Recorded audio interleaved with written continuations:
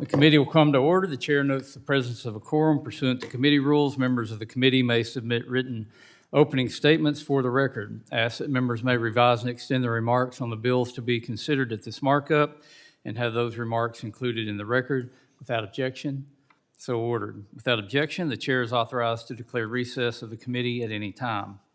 Pursuant to Committee Rule 3I, I announce that I may postpone further proceedings today on the question of approving any measure or matter or adopting an amendment on which a recorded vote is ordered. I now recognize myself for an opening statement. Good morning, and thank you for joining us for our full committee markup of H.R. 9250. From Yosemite's giant sequoias to the geysers of Yellowstone and the rugged shores of Acadia, our national parks and public lands tell the story of America. Throughout American history, these wondrous creations, often called America's best idea, have inspired Congress to come together in support of the conservation of our uniquely American landscapes.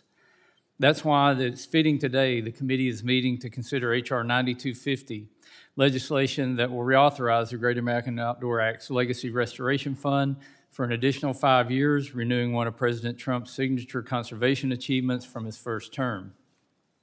In partnership with Ranking Member Huffman, we have come together on this historic legislation with the support of 140 bipartisan co-sponsors, 70 Republicans and 70 Democrats, and more than 140 organizations. The process began last Congress when the committee held oversight hearings to examine the implementation of GAOA.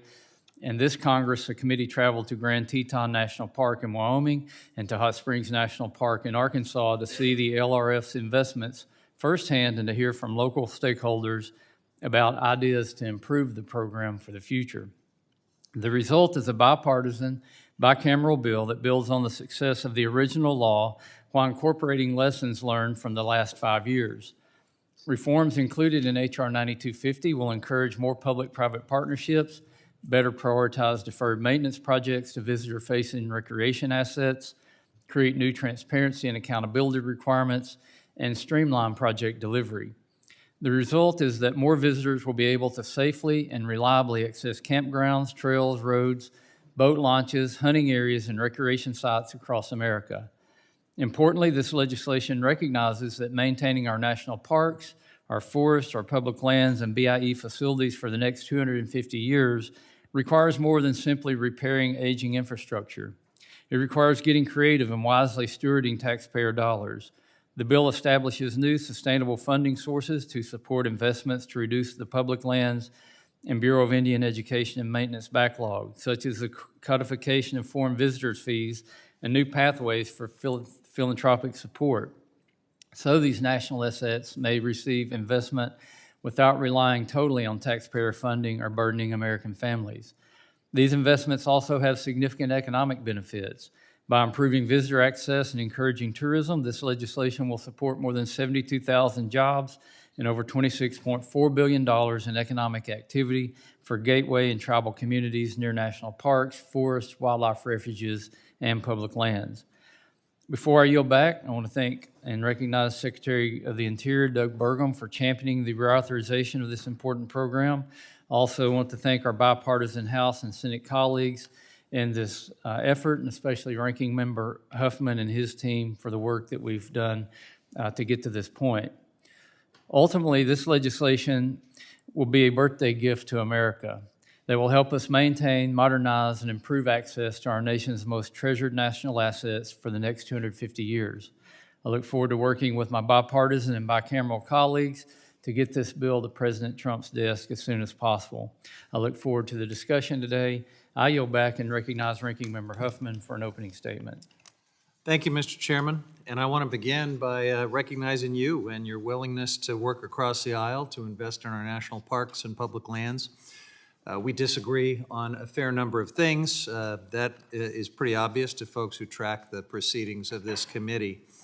But despite all of that, this is not one of the things we disagree on. Funding our parks. And I want to thank you for the opportunity to work with you. Your staff has done a great job here. And it's a welcome beacon of progress in getting something done, even in a difficult political climate.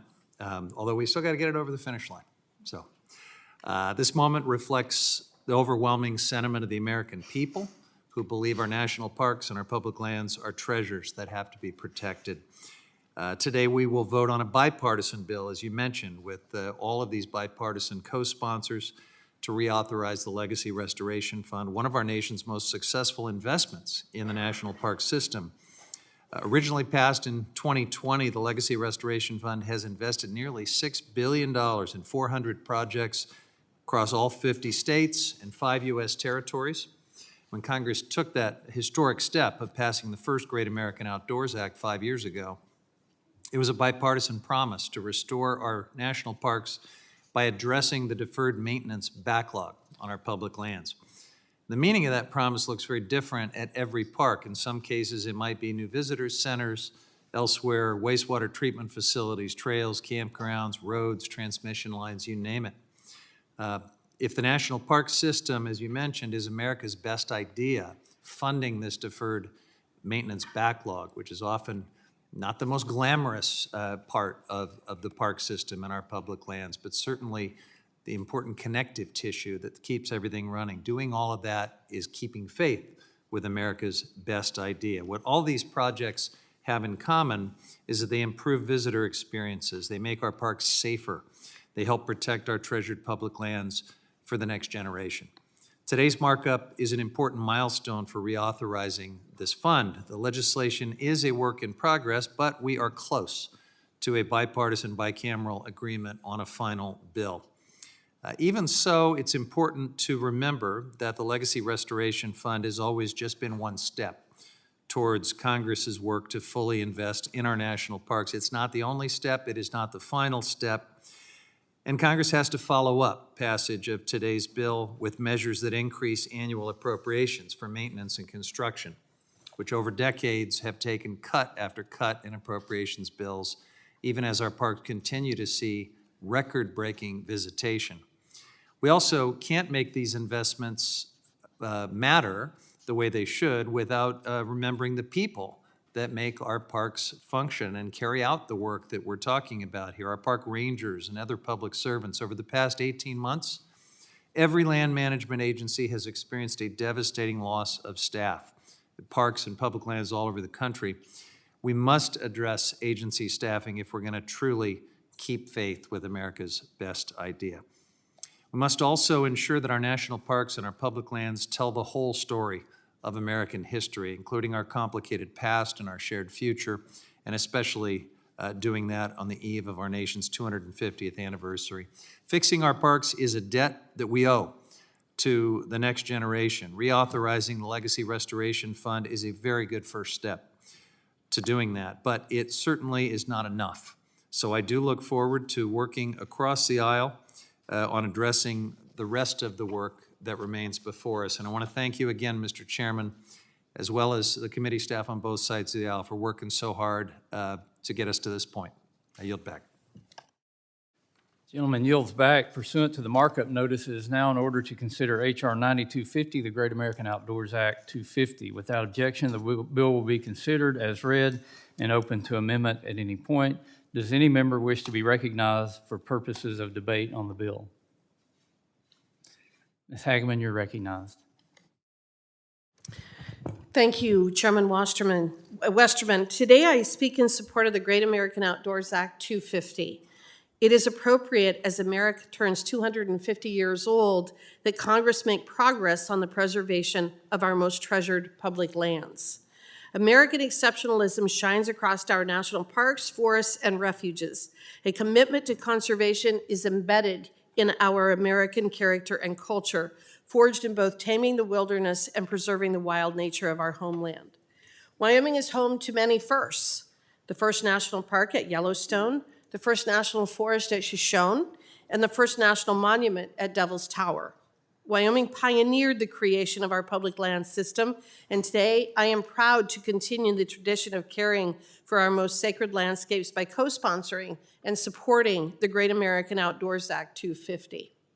The first GAOA made significant progress reducing the maintenance backlog plaguing our national parks as they host millions of visitors from home and around the world. The Legacy Restoration Fund, established by a bipartisan legislative group, delivered almost $2 billion on an annual basis to address the deferred maintenance across our public lands.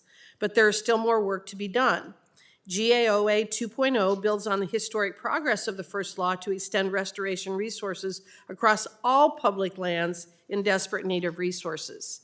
Our public lands continue to suffer under a more than $46 billion backlog in deferred maintenance. GAOA 2.0 will keep half the funding stream from sustained energy development while raising new funds to tackle the colossal backlog with higher fees from foreign visitors.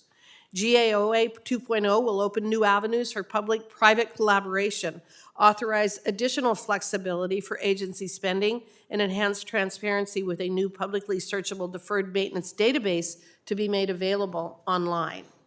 As chair of the Water, Wildlife, and Fisheries Subcommittee, I am pleased that this legislation will additionally enhance recreation and sportsman access on lands maintained by the Fish and Wildlife Service, thereby expanding the ability for all Americans to enjoy our open spaces. And finally, this bill will prohibit conservation funds from being used for new land acquisition that would inflate a federal footprint that has already proven almost too large to manage. America's 250th anniversary represents a generational opportunity to rally around what unites us as we celebrate our common history, ideas, and fate. Preserving our most sacred public lands have always been at the center of our shared values, bridging divides with a universal inspiration found in the beauty of our homeland. Millions of Americans' best memories are made on our shared lands every year. The preservation of these landscapes has been indispensable to the story of our first 250 years, and it is fundamental to the prosperity of our next 250. Thank you for the opportunity to speak on this important legislation. With that, I yield back. The gentlelady yields back. Is there further discussion on the bill? Ms. Randall, you're recognized. Thank you. Sorry. Thank you so much, Chairman Westerman and Ranking Member Huffman, for your leadership and hard work on bringing forward a bipartisan, bicameral Great American Outdoors Act of 250. The Legacy Restoration Fund, established in the Great American Outdoors Act of 2020, provided, as we know, much needed funding to address decades of deferred maintenance, repair critical infrastructure, and improve visitor access and safety in national parks, wildlife refuges, and public lands. I think last time we were here, had a picture of a bridge that was failing in a national park in my community. During the 5-year authorization, the Great American Outdoors Act was the largest single investment in U.S. public lands history. And this bill today extends the legacy by providing those important dedicated maintenance funding monies, expanding opportunities for public-private partnerships, and supporting outdoor recreation access. This is the work that the American people sent us here to do, and I'm so proud of this bipartisan effort. While it is such an important step forward, we know that there is more work to do in our public lands and in our districts all across the state. In my district, the Olympic National Park welcomed more than 3.5 million visitors in 2025. And I don't know if you can see it right here, but a picture of all of the pins from folks from all around the world who came to Forks, Washington, tiny, tiny Forks, Washington, home of Twilight, but also the gateway to the Olympic National Park. You can't even fit more pins in this map right now because we have so many international visitors. That generated over $25 billion annually to the state of Washington because of these international visitors. This is 24 miles from the Olympic National Park, and it's a place folks come to visit when they travel to the Olympic Peninsula. People came here from almost every country in the world, and folks have been contacting my office with concerns about the impact that the steep international fees might have on local economies surrounding Olympic National Park. We're already seeing the impact of reduced Canadian tourism on the Olympic Peninsula because of our relationship with Canada under this administration, and reduced tourism dollars from a steep park entry fee will strain business communities that are already trying to stay afloat in an economy that is suffering, not just from a lack of Canadian visitors, but from the increased tariffs that are impacting businesses and from the skyrocketing fuel prices because of Trump's war with Iran. It's not just democratic businesses I'm talking about. I went to visit a hardware store owner who was very eager to meet me with wearing a Hawaiian shirt with flamingos and AK-47s on it so that I knew where he stood on gun rights. We've got a mixed bag of neighbors in Forks. It's a real purple rural community, and that community will suffer if we see a decline in tourism. So I am excited at the funding that this bill is investing in deferred maintenance and in preservation, and I also think we have to keep working so that our neighbors from around the world can bring their economic investments to communities like Forks and rural communities near national parks all across the country. Thank you so much. Young lady yields back. The chair recognizes the gentleman from Colorado, Mr. Hurd. Thank you, Mr. Chairman. Good morning. As an original co-sponsor of H.R. 9250, the Great American Outdoors Act, I'm proud to support this legislation. My district in western and southern Colorado is home to some of the most extraordinary public lands in our country. We have 3 national parks, 3 national monuments, 6 national forests, and millions of acres of publicly managed land. These places belong to all Americans, but stewardship requires more than designation. It requires maintenance. Across Colorado, the deferred maintenance backlog exceeds $890 million and only continues to grow. Over the last year and a half, I've seen firsthand the consequences of that backlog, from aging infrastructure and deteriorating facilities to the challenges of recovering from wildfire damage at Black Canyon of the Gunnison National Park. As we approach America's 250th anniversary, we have an obligation not only to preserve these places, but to pass them on in a better condition than we found them. That is what this legislation helps accomplish. It provides resources to address longstanding maintenance needs, improve visitor experiences, support park employees, and ensure that future generations can enjoy these places as we have. At the same time, supporting conservation and insisting on accountability are not competing priorities. We owe taxpayers both. As these funds are invested, Congress has a responsibility to ensure that they are spent responsibly and in accordance with the public trust. This legislation advances both stewardship and accountability, and I'm proud to support it. With that, Mr. Chairman, I yield back. The gentleman yields back. Mr. Hawley, you're recognized. Mr. Hawley, you're recognized for 5 minutes. I heard Holly. I'm like, who is that? Thank you, Mr. Chairman. I would be remiss if I did not acknowledge the role my father, Congressman Raul Grijalva, played in advancing the Great American Outdoors Act. Congressman Grijalva understood that our public lands are one of America's greatest treasures, and that protecting them requires more than words. It requires sustained investment and stewardship. He fought to ensure that the future generations could enjoy healthy parks, public lands, outdoor spaces, regardless of where they lived or how much money they make. As his daughter and the representative for Arizona's 7th Congressional District, I'm proud to carry that forward. The responsibility to protect our public lands does not belong to one person or one generation. It belongs to all of us. I remain committed to building on that legacy and continuing the work of protecting our public lands, cultural resources, and the natural heritage for generations to come. That commitment is especially important in Arizona, where public lands are woven into the identity of our economy. My state is home to some of the most iconic public lands in the country, including the Grand Canyon, Saguaro National Park, Oregon Pipe Cactus National Monument, and Ironwood Forest National Monument, along with countless other parks, wildlife refuges, forests, wilderness areas, and culturally significant landscapes. These places are more than a destination on a map. They are sacred places for tribal nations. They support local businesses and outdoor recreation economies. They provide critical wildlife habitat and connect millions of Americans to the outdoors. That's why continued investment in maintaining and protecting our public lands is so important, not just for Arizona, but for the future generations across the country. Thank you so much. I yield back. Mr. Grijalva, and I will say it was an honor to work with your father on the original Great American Outdoors Act, as well as other bills like the Explorer Act.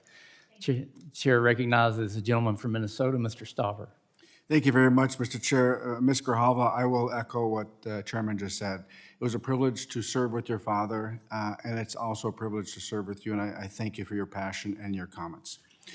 I rise in strong support of H.R. 9250, the Great American Outdoors Act 250, and want to begin by thanking the chairman and the ranking member for their work in developing a good bipartisan bill that reauthorizes the Legacy Restoration Fund for another 5 years. Our national parks, national forests, and other public lands belong, as stated, to the American people. These public lands should be accessible and they should be well-maintained. We owe this to the American people. The Legacy Restoration Fund is key to making this all possible. Just as I was proud to support its initial authorization 5 years ago, I'm proud to reauthorize and strengthen the program in the bill before us today. In addition to providing important funding for our national parks, national forests, and other public lands, this legislation will streamline the permitting and completion of maintenance projects, help identify and prioritize the most important projects for completion, and finally, make a dent in our deferred maintenance backlog. It also creates sustaining new revenue funding streams by codifying and expanding foreign visitor fees that bring our foreign visitor fees in line with our other countries around the world. Simply put, this legislation is a win for the American people. I also want to recognize one thing about the bulk of the revenue funding for the Legacy Restoration Fund. Royalties from energy production on federal lands, notably traditional energy sources like natural gas, oil, and coal. The $1.9 billion in funding for our public lands that this bill authorizes over the next 5 years would not be possible if we did not have robust energy production on our public lands. I am glad that this bill will garner strong bipartisan support from members of this committee, and I hope the underlying funding mechanism in this bill, domestic energy production, will receive that same bipartisan support. I urge my colleagues to join me in supporting H.R. 9250. Mr. Chair, yield back. Gentleman yields back. Is there any further discussion on the bill? Mr. Bench, you're recognized. Thank you, Mr. Chair. Thank you for this bill, which I strongly support. I just want to mention one thing about, maybe two things, about language in the bill talking about the nature of an asset. And it says the term asset means any real property, and then it goes on to say including. And the reason I find that important is because in my district, back in Oregon, there are 15.7 million acres of BLM land. And that land is included in the definition of asset. The improvement to the land or the maintenance of the land includes invasive species. Much of this land has been, unfortunately, invaded by different types of weeds, and it would be my hope that some of the 5% of this funding goes to helping address that incredibly important issue. I also want to mention that the bill contains a prohibition against acquisition of land or any interest in land, and that's extremely important to me, and I'm very happy for its inclusion in this bill. Mr. Chair, I think this is, as I mentioned when I was joining you and other members of the committee down in Arkansas a week or so ago, the importance of our national parks and other federal lands for the rejuvenation of visitors and their mental attitudes and the education of the importance of the beauty of these places. Why? Because the source of the funding is a diminishing resource, that is the royalties from oil and gas, and we should be investing, as we are, in the types of things that this bill focuses upon. I strongly support this bill and urge everyone else to support it also. Yield back. Gentleman yields back. Is there any further discussion on the bill? Hearing none, it is now in order to consider amendments to H.R. 9250. We'll now consider the amendment in the nature of a substitute to H.R. 9250 offered by the chair, designated Westerman 81 A&S. Without objection, the amendment is considered read and open to amendment at any point. I now recognize myself. I rise in support of my bipartisan ANS to HR 9250. The ANS represents the results of careful bipartisan and bicameral negotiations that reflect shared priorities to modernize, maintain, and improve our national parks, public lands, and Bureau of Indian Education facilities. The ANS brings the House legislation into alignment with bipartisan language that passed out of the Senate Energy and Natural Resources Committee last week by voice vote. This ANS also reflects feedback and technical assistance offered from the Trump administration. The ANS includes several improvements to the original bill, including an additional offset on licensing of DOI intellectual property and additional streamlining provisions that will help expedite project consultations under the National Historic Preservation Act. The ANS also advances several priorities from the original House legislation. This includes enhancing transparency and reporting requirements, streamlining environmental reviews under the National Environmental Policy Act, allowing for the disposal of assets on the deferred maintenance list, and new prohibitions on acquiring interest in land or decommissioning Forest Service and BLM roads. Since passing out of the Energy and Natural Resources Committee last week, we've been engaged in productive negotiations with our Senate counterparts to ensure the House's bipartisan priorities are reflected in the legislation. As a result, the ANS now includes important provisions that prioritize funding for visitor-facing recreation improvements and sportsmen's access within the Fish and Wildlife Service. This ANS also includes improvements to the existing breakdown of transportation and non-transportation funding between the Forest Service, Fish and Wildlife Service, and Bureau of Land Management. These new caps more accurately reflect the existing deferred maintenance backlog at each agency and will more effectively target funds toward the highest priority projects. In total, this ANS builds on the success of the first iteration of GAOA while implementing key reforms that will strengthen this important program. This legislation will help federal land managers get projects done more quickly and efficiently while reducing deferred maintenance and restoring access. Once again, I thank Ranking Member Huffman for his partnership on this legislation and the ANS.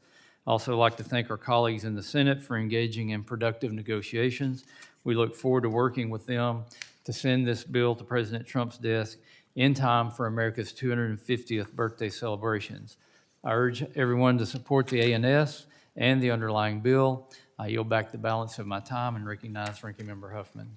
Thank you, Mr. Chairman. I've already touched on some of the great work that we've been able to do so far on our bill. Together, we agreed to keep fixing our parks by extending the Legacy Restoration Fund, continue to address deferred maintenance, increase access, ensure that these treasures are protected for generations to come. The bipartisan bill includes some important adjustments to the Legacy Restoration Fund, such as increasing funding transparency, establishing clear project selection criteria, and making it easier to get these critical dollars out the door.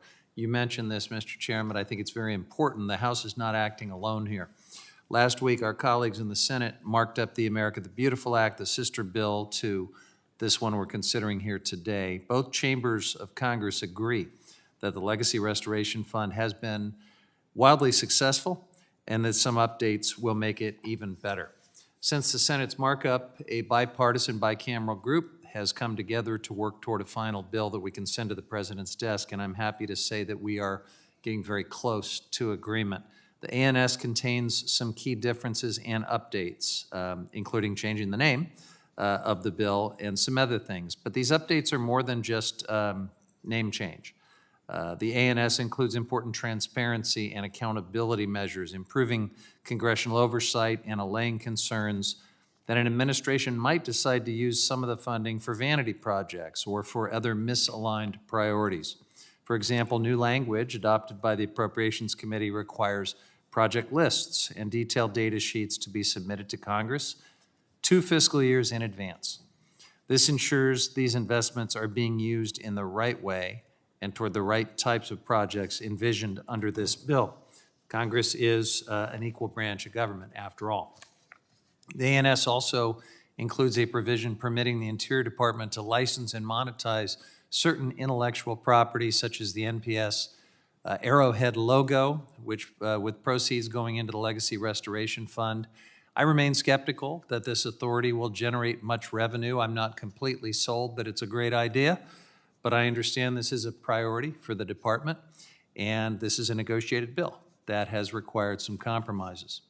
Finally, there are significant improvements to the international visitors fee proposal. The new language applies only to National Park Service sites and gives the Department of Interior flexibility to tailor these fees to individual sites, much like other fees are set under existing law.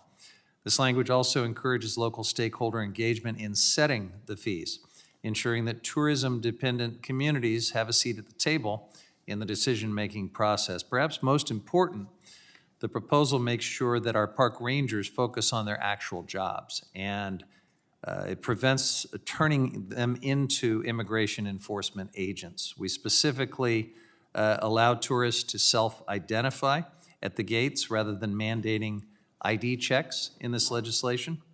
There are also critical changes that reflect the bipartisan nature of this bill, something that the committee and the whole country needs as we get ready to celebrate our 250th birthday. I'm glad Chairman Westerman and I could work together not only on the underlying proposal and the idea of continuing to care for our parks and public lands, but also to work with our Senate counterparts to do the same. This has been a complicated journey, but our parks will be better off for these efforts, and I yield back. Gentleman yields back. Is there further discussion on the A&S? If there's no further discussion on the amendment, it is now in order to consider amendments to the A&S to H.R. 9250. We will now consider the amendment designated Magaziner number 1, offered by the gentleman from Rhode Island, Mr. Magaziner. Without objection, the amendment is considered read. Mr. Magaziner, you're now recognized. Thank you, Mr. Chairman, and I want to thank Chairman Westerman, Ranking Member Huffman, and all the members of the committee for this good product that's in front of us. It's a good bipartisan bill that I look forward to supporting for final passage. I do plan to vote for it. America's national parks are our best idea. They are among our most important national treasures, and this bill I recognize as the product of good faith bipartisan negotiation to ensure that that legacy of our national parks continue for generations to come. My amendment, however, will strike the unnecessary and arbitrary fee on international visitors to national park sites. National parks are among our greatest treasures, and they are also tremendous economic engines for our country that create countless public and private sector jobs. But last year, the Trump administration announced significant new fees on international visitors at national parks.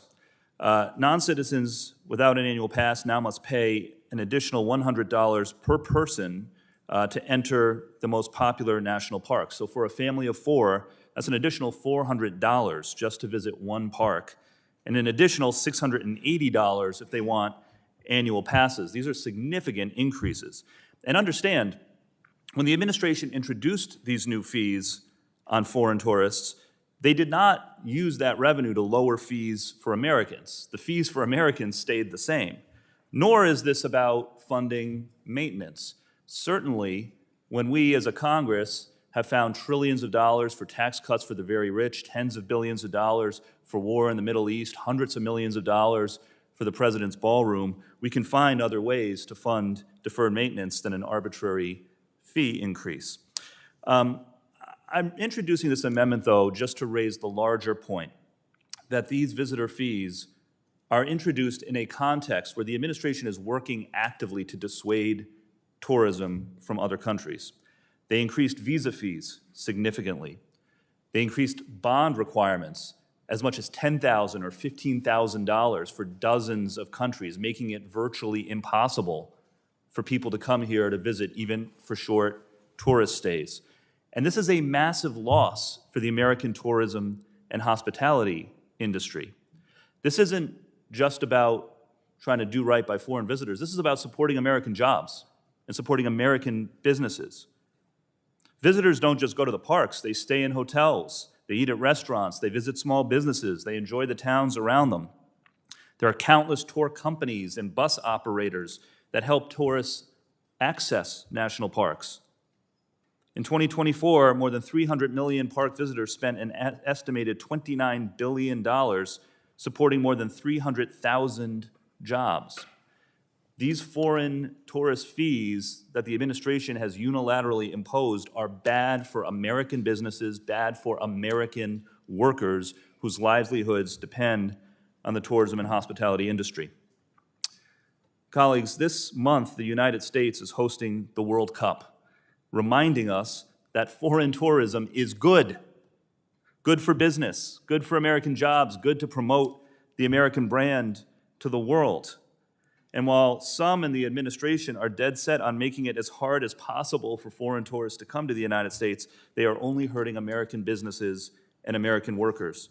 We don't need the arbitrary and unnecessary fees, nor should we encourage it. So my amendment simply would strike the language having to do with the foreign visitor fee.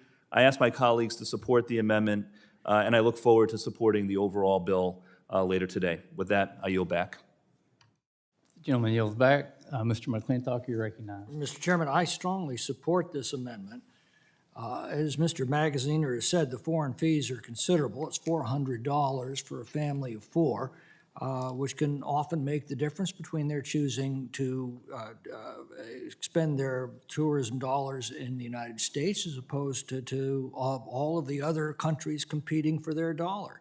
When you tax something, you get less of it. When you tax foreign tourism, you get less foreign tourism. It's true, foreign tourists don't pay American taxes, but their tourism supports all of the gateway community businesses that do pay those taxes and provide the jobs for everyone working in the hotel industry, the restaurants, all of the other tourist activities that foreign tourism supports. This is simply economic self-sabotage. And Mr. Magaziner's amendment is absolutely correct, and I strongly support it. Gentleman yields back. Mr. Huffman, you're recognized. Go ahead. Ms. Dexter. Thank you, Mr. Chair, and thank you, Congressman Magaziner, for offering this amendment today. I want to start by saying first that I am incredibly supportive of the work that you all have done in the bipartisan nature of this bill. The Legacy Restoration Fund is something Oregonians have benefited from enormously. We've seen iconic projects like the Trillium Lake Boardwalk, which has already received Legacy Restoration Fund dollars. It's visible proof that this program delivers. But there's more to be done, and communities surrounding Mount Hood are counting on reauthorizing this work. The economic benefits are documented and measurable. In 2024, Oregon's recreational sites generated $131 million in economic output, including through visitor spending at hotels, restaurants, small businesses in gateway communities, and that directly supports Oregon jobs, which is exactly why I support the amendment to strike Section 3 of this bill, which would implement a new surcharge on foreign tourists visiting our national parks. At a time when Oregon's tourism industry is already facing headwinds, I'm concerned about the signal that this sends to foreign tourists who bolster our local economies and our gateway communities. I'm also frankly concerned about something else. At a time when families in my district are living with real and considerable fear about being detained, I worry that this provision gives the administration yet another window into people's citizenship status. One of the things that I am concerned about, I know the language has been softened, but that people will be racially profiled as they're coming in. Our Canadian tourists are less likely than our Mexican tourists to be asked about their citizenship status, and that absolutely is counter to everything that I believe about America and our ability to welcome everyone into our borders, to visit, to stay, and to have a promise of a new future. So I will defer to the group on this. I absolutely will support the underlying bill. I'm very grateful for the work that's been done, but I think this is a mistake.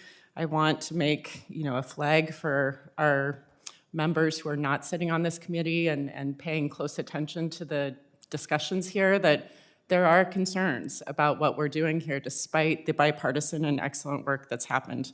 Our national parks are a true treasure, and in this committee, we all believe, I think it's the best idea that our country has had.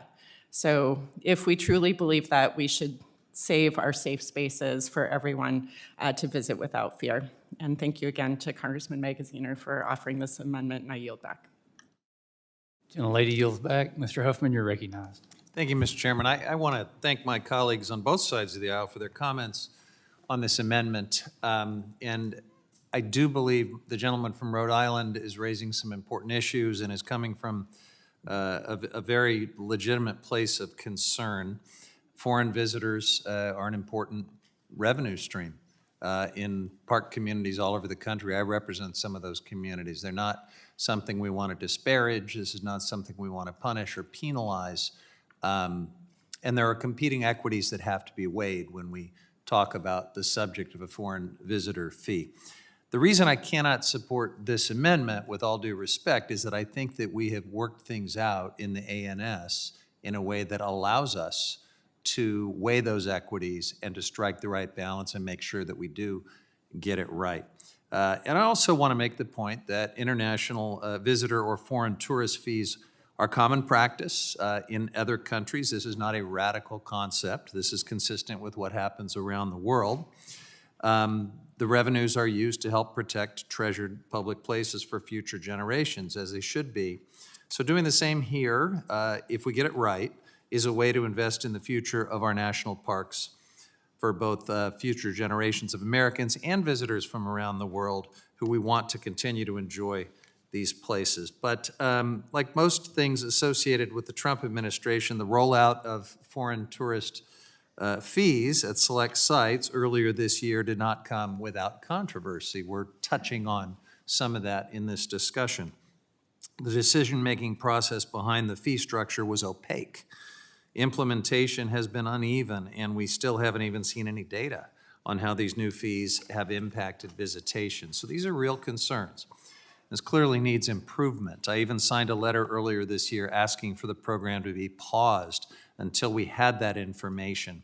And that's why I am really glad that the language in the ANS helps us to move things forward in the right direction. The ANS first retains an important definition that limits the fee to people visiting the United States on a tourist visa, excluding permanent residents and other non-citizens who are in the country for longer periods.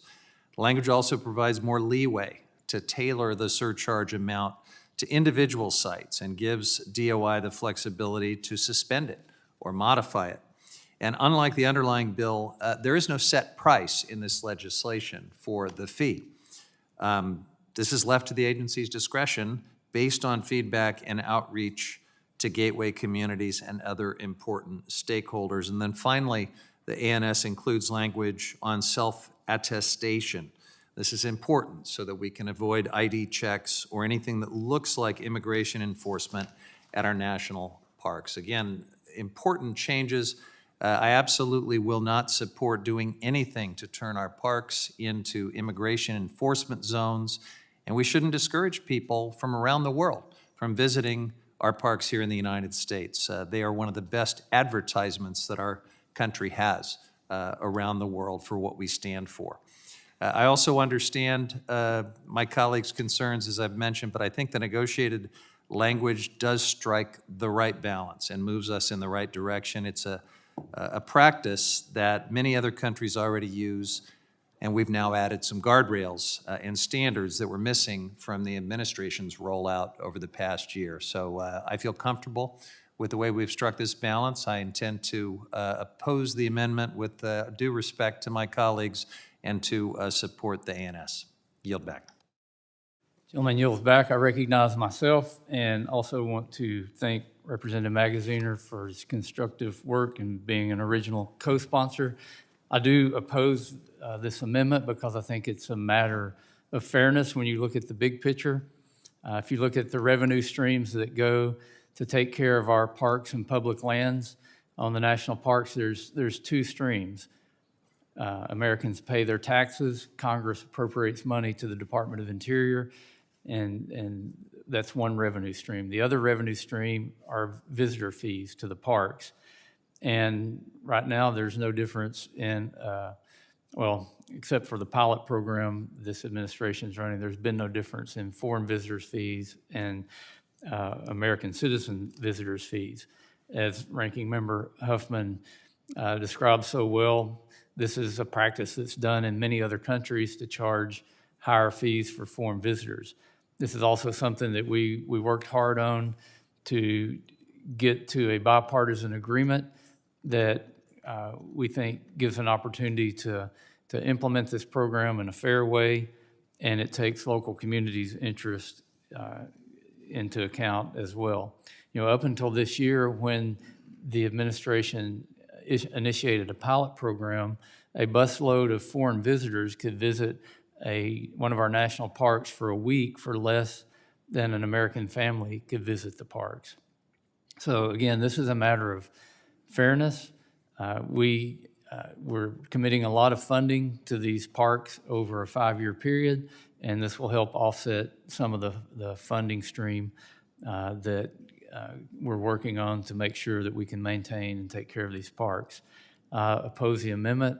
I encourage my colleagues to oppose it, and I yield back. Is there any further discussion on the amendment? If there's no further discussion, the question is on the amendment offered by Mr. Magaziner, designated Magaziner number 1. All those in favor signify by saying aye. Those opposed, no. No. The opinion of the chair, the noes have it, and the amendment is not agreed to. Thanks, Seth.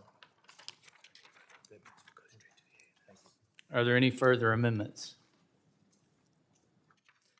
Seeing none, the question now occurs on the amendment in the nature of a substitute to H.R. 9250 offered by the chair, designated Westerman 81 ANS. All those in favor signify by saying aye. Those opposed, no. In the opinion of the chair, the ayes have it. The amendment in the nature of a substitute is adopted. The question now occurs on reporting H.R. 9250 as amended to the House with the recommendation that the bill be favorably approved. All those in favor signify by saying aye. Aye. All those opposed, no. In the opinion of the chair, the ayes have it, and the bill is ordered reported. The bill, as amended, is ordered reported to the House with the recommendation that it be favorably approved. Without objection, the motion to reconsider is laid on the table. Mr. Huffman, do you have an announcement? Mr. Chair, I give notice of my intention to file supplemental, additional, dissenting, or minority views on the measure just considered under House Rule 11, Clause 2L. This notice extends to all members. Without objection, so ordered. Ask unanimous consent that the staff be allowed to make any technical and conforming changes to the documents the committee just adopted, subject to the approval of the minority. Without objection, so ordered. If there's no further business, the committee stands adjourned. Way to go.